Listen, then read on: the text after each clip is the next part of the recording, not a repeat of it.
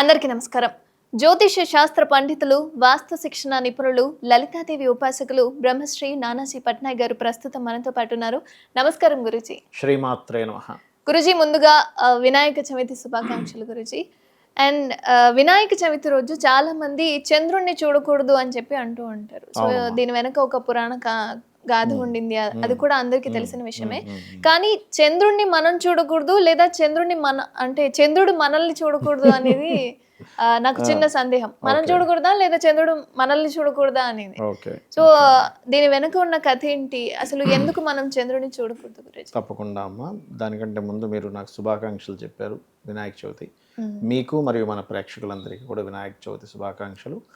ఆ గజాననుడు గణపతి యొక్క అనుగ్రహం అందరికీ ఉండాలి, అందరి యొక్క ఆటంకాలు తొలగాలి అని చెప్పి మనస్ఫూర్తి కోరుకుంటూ, మీరు అడిగినటువంటి క్వశ్చన్ ఏంటంటే చంద్రుడిని మనం చూడటము, మనం చంద్రుడిని చూడటము అనేటువంటిది అడిగారు. ఇక్కడ ఏంటంటే శాస్త్రాల్లో ఉన్నటువంటిది, ఆ చంద్రుడికి ఒక శాపం ఉంటుంది అని చెప్పబడింది.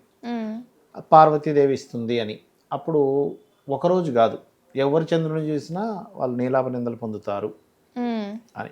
అప్పుడు అందరూ అసలు చంద్రుడిని ఇంతకుముందు అబ్బాయి ఎంత బాగుంది, ఎంత అందమైన చంద్రుడు అని చెప్పి ఆస్వాదించేటువంటి అందరూ కూడా చూడడం మానేశారు. అప్పుడు చంద్రుడు పాపం ఆయన బాధపడడంతో అప్పుడు దాన్ని సరే వినాయక చవితి నాడు సాయంత్రం చంద్రుడిని చూస్తే నీలాప నిందలు పడతారు అని చెప్పి చెప్పడం జరిగింది.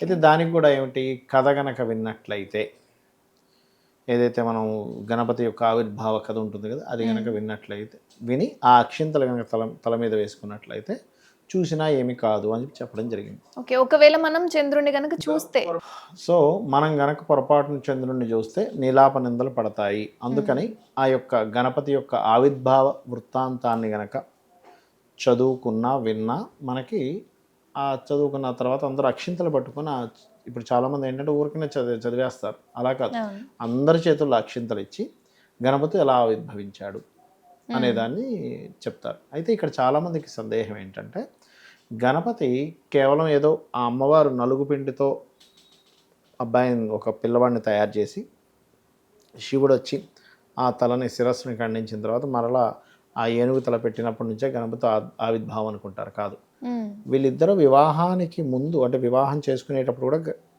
గణపతి పూజ జరిగింది. అంటే అంతకు ముందే గణేశుడు ఉన్నాడు. రకరకాల అవతారాల్లో రకరకాల సార్లు ఆయన రావడం జరిగింది భూమి మీదకి. ఓకే, అలాగే చాలామందికి ఇందులో కొన్ని సందేహాలు ఉన్నాయి. ఎలా అంటే, ఇప్పుడు చూడండి, గణపతి ఆ పిల్లవాడిని తయారు చేసింది కదా అమ్మవారు.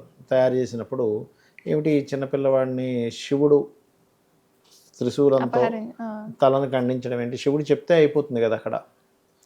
జ్ఞానం ఇస్తే అమ్మహాను శివుడువా అని అర్థమైపోతుంది కదా.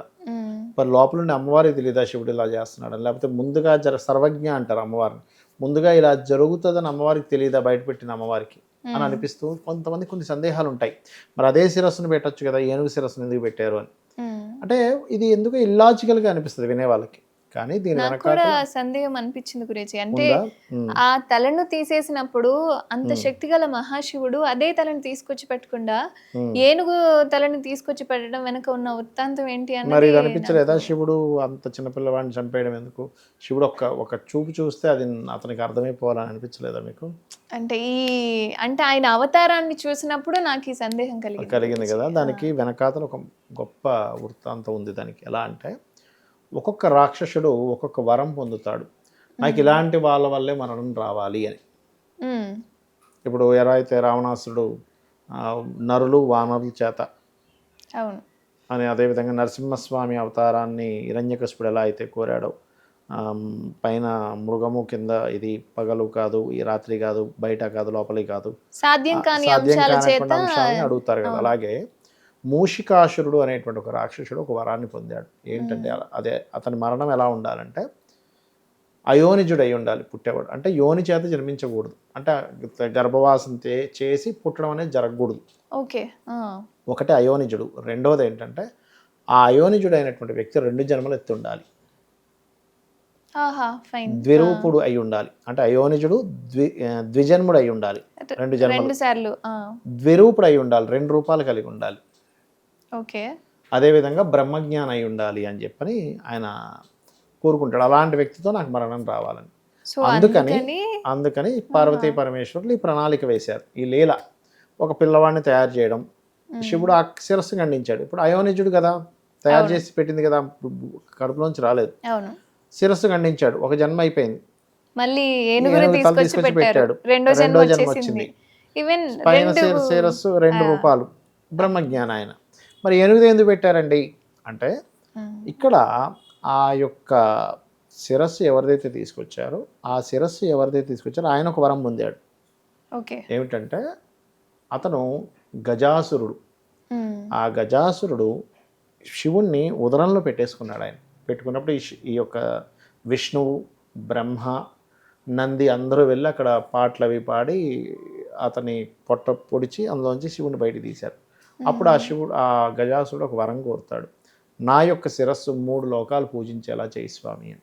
అందుకని ఆ శిరస్సు తీసుకొచ్చి ఇక్కడ పెడతారు. అంటే అక్కడ వరము, ఇక్కడ ఉన్నటువంటి రాక్షసుడు కోరినటువంటి వరం, ఇవన్నీ కనెక్ట్ అవ్వాలి కదా. అంతేగాని అమ్మవారికి తెలియదు అమ్మాయి ఈ శిశువునికి బయట పెడితే ఇలాంటి గొడవ జరుగుతుందని, లేకపోతే ఈశ్వరుడికి తెలియదు. ఈశ్వరుడు ఆ మాత్రం అంత చిన్న చిన్న విషయాలు గొడవలు పెట్టుకునే మనిషి ఆయన. నాకు అలానే అనిపించింది. అంటే ఆయన అవతారం చూసినప్పుడు ఎందుకు అంటే ఒక మానవునికి ఏనుగు తలను అమర్చడం, దీని వెనక వృత్తాంతం ఏంటి అసలు అన్న అనిపించింది కదా, ఇది కారణం.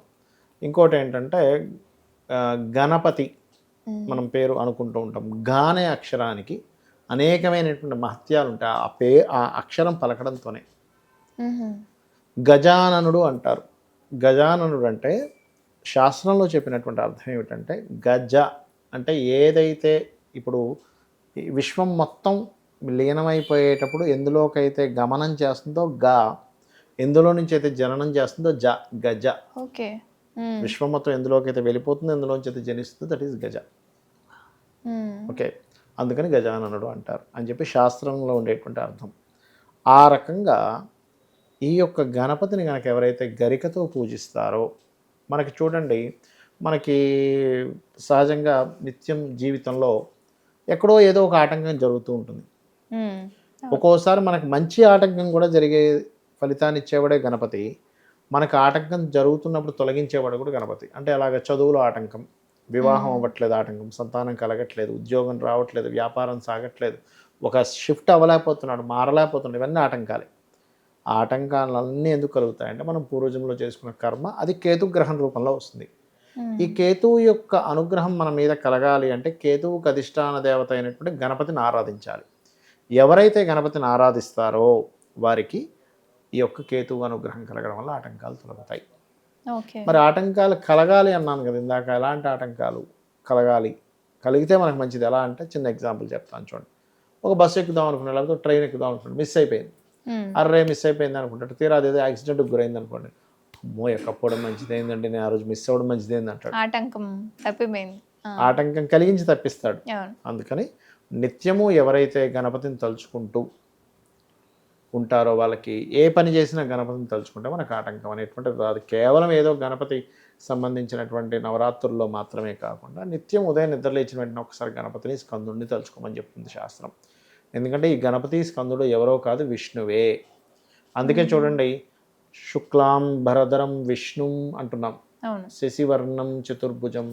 ఎలా చెప్పగలరండి? మనకు శాస్త్రాల్లో ఉంది. ఒక్కసారి మన విష్ణువు పార్వతీదేవి వైపు చూసి, అన్నా చెల్లెలు కదా వాళ్ళిద్దరు, చూసి ఒకసారి అనుకున్నాడు, అబ్బా ఆమె కడుపును పుడితే బాగున్నాను. వెంటనే పార్వతీదేవికి అర్థమైంది, సరేలే నీ కోరిక నెరవేరుతుంది అన్న. గణపతి గాను స్కందుడు గాను 2 రూపాలుగా పుడతామని చెప్పిందట. అలా ఏంటంటే సాక్షాత్ విష్ణు అవతారమే గణపతి అని కూడా శాస్త్రాలు చెప్తూ ఉంటాయి. ఆ రకంగా మనకి 32 గణపతులు ఉన్నాయి. 32 గణపతులని పూజించే ఆచారం ఉంది. గానాపత్యులు అంటారు. అంటే గణపతిలోనే అన్నీ ఉన్నాయని చెప్పేటువంటి, ఇప్పుడు గానాపత్యులు, శాక్తేయులు, శివుణ్ణి పూజించేవారు, ఈశ్వరారాధకులు, అదేవిధంగా మనకి శక్తి ఆరాధకులు, వైష్ణవులని, ఇట్లా రకరకాల వాళ్ళు. గానాపత్యులు అయితే అన్నీ ఆ గణపతిలోనే ఉన్నాయని చెప్తూ ఉంటారు. ఎలాగా అంటే, గణపతికి మొత్తం 10 హస్తాలు, 10 హస్తాలు ఉంటాయి. అందులో చూడండి, పైన హస్తాల్లో చక్రము, ఒకవైపు కమలపు ఉంటుంది. చక్రం విష్ణువుకి సంకేతం, కమలపు లక్ష్మీదేవికి సంకేతం. లక్ష్మీ విష్ణువులు వచ్చేసరికి దాని తర్వాత చేతుల్లో త్రిశూలము, అంకుశం ఉంటుంది. త్రిశూలం అంకుశం అమ్మవారు. అవును. దాని తర్వాత కనుక చూసుకున్నట్లయితే నాగలి, అదేవిధంగా మనకి వరి పట్టుకున్నట్టు ఉంటుంది. నాగలేమో వరాహస్వామి అవతారం, వరి పట్టుకున్నది భూదేవి. ఓకే. దాని తర్వాత కనుక తీసుకుంటే చెరకు విల్లు, నల్ల కలువలు ఉంటాయి. చెరకు విల్లు అంటే మన్మధుడు, నల్ల కలువలు రతీదేవి. దాని తర్వాత చేతిలో ఒక దంతం పట్టుకొని ఉంటాడు ఆయన, అంటే గణపతి. ఇటువైపు మనకి గణపతికి ఏవైతే మనం మోదకాలు లేదా పుస్తకాలు ఉంటాయి చేతిలో. అవును. అంటే ఏంటి, బుద్ధి సిద్ధి సిద్ధి బుద్ధి. బుద్ధి అండ్ గణపతి సమేతం. అంటే అన్ని సకల దేవతలు ఆయనలో ఉన్నారు అని చెప్పి చెప్పడం అనమాట. చాలా చక్కటి అంశాలను మాతో పంచుకున్నారు గురుజీ. ధన్యవాదాలు. శ్రీమాత్రే నమః.